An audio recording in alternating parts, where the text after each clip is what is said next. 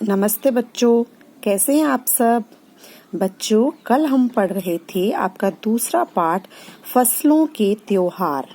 उसमें आपने पढ़ा था कि जो फसलों के त्योहार हैं वो अलग अलग प्रांतों में अलग अलग नाम से जाने जाते हैं। जैसे उत्तर प्रदेश, बिहार, मध्य प्रदेश में मकर संक्रांति, असम में बिहू, केरल में ओणम, तमिलनाडु में पोंगल, पंजाब में लोहड़ी, झारखंड में सरहुल, गुजरात में पतंग का पर्व। ये सब त्योहार जो हैं वो खेती और फसलों से जुड़े होते हैं। लोग फसलों की अच्छी पैदावार की उम्मीद से इन त्योहारों को मनाते हैं और ये जो त्योहार होते हैं वो जनवरी के मध्य से अप्रैल के मध्य तक मनाए जाते हैं। तो चलिए आज हम इनको थोड़ा डिटेल में करते हैं। सबसे पहले हम पढ़ेंगे सरहुल के बारे में। झारखंड में सरहुल का त्योहार जो है वो बड़े ही जोशो खरोश के साथ मनाया जाता है और ये जो त्योहार है वो 4 दिन तक चलता है। अब वहाँ पर अलग अलग जनजातियाँ होती हैं और अलग अलग जनजातियाँ इन्हें अलग अलग समय पर मनाती हैं। जैसे संथाल लोग जो हैं वो इसे फरवरी से मार्च के बीच में मनाते हैं और जो ओरांव, ये जो हैं संथाल और ओरांव, ये जनजातियों के नाम हैं। ओराम लोग इसे मार्च से लेकर अप्रैल के मध्य तक मनाते हैं। और बच्चों, आदिवासी तो आमतौर पर ही प्रकृति की पूजा करते हैं, लेकिन सरहुल के दिन विशेष रूप से साल के पेड़ की पूजा की जाती है, क्योंकि यही वो समय है जब साल के पेड़ों में फूल आने लगते हैं और ठंड कम हो जाती है और मौसम भी खुशनुमा हो जाता है। और इस त्योहार में क्या क्या करते हैं, स्त्री पुरुष ढोल मंजीरे लेकर रात भर नाचते गाते रहते हैं। और क्योंकि त्योहार का समय होता है तो घरों को भी खूब सजाया जाता है, तो लोग पंक्ति में कमर में बाहें डालकर नृत्य करते हैं और अगले दिन वे नृत्य करते हुए घर घर जाते हैं और फूलों के पौधे लगाते हैं। और घर घर में चंदा मांगने की भी प्रथा है। और पता है चंदे में क्या मांगते हैं? मुर्गा, चावल और मिश्री। इसका मतलब वो चंदे में पैसे नहीं मांगते हैं।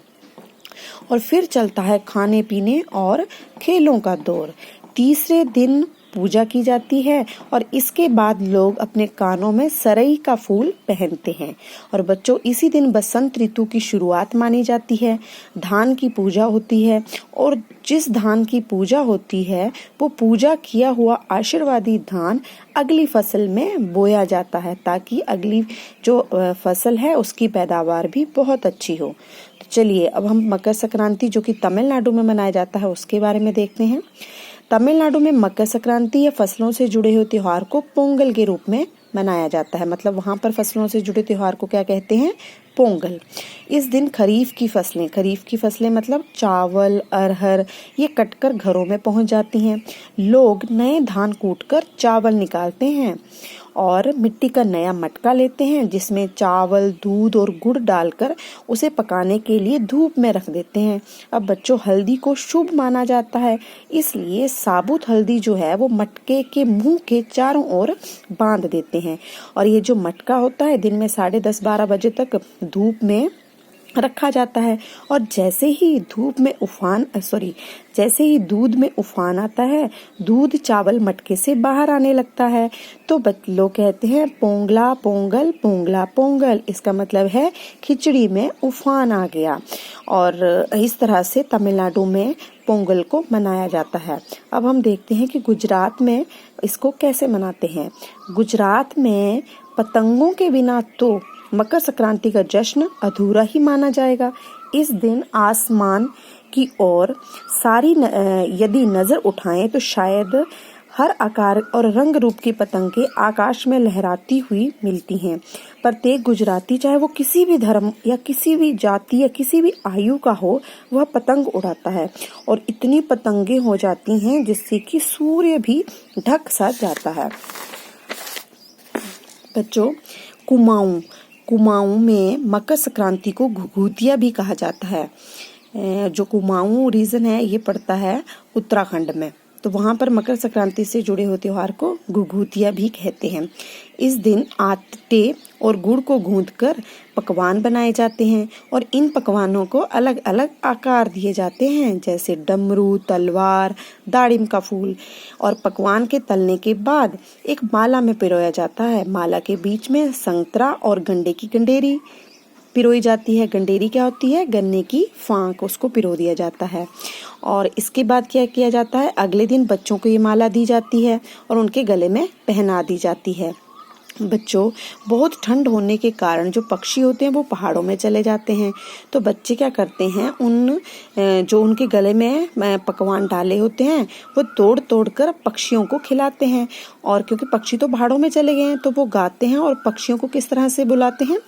कौआ आओ घुघुत लाओ, घुघुत आओ ले कौआ बड़ऊ, मकई दे जा सोने का घड़ऊ, खा लई पूरी, मकई दे जा सोने की छुरी। इसके साथ ही जिस चीज की कामना हो वह मांगते हैं। और देखा कितने अलग अलग अंदाज हैं मकर संक्रांति को मनाने के। कहीं पर दूध, चावल और गुड़ से खीर बनती है, कहीं पर खिचड़ी बनती है, कहीं कहीं तो लोगों का सैलाब नदी में स्नान के लिए उमड़ पड़ता है। इतनी ठंड और बर्फीले पानी में भी लोग कम से कम एक डुबकी तो जरूर लगाते हैं। और हाल ऐसा हो जाता है कि वहां पर तिल रखने की जगह नहीं होती।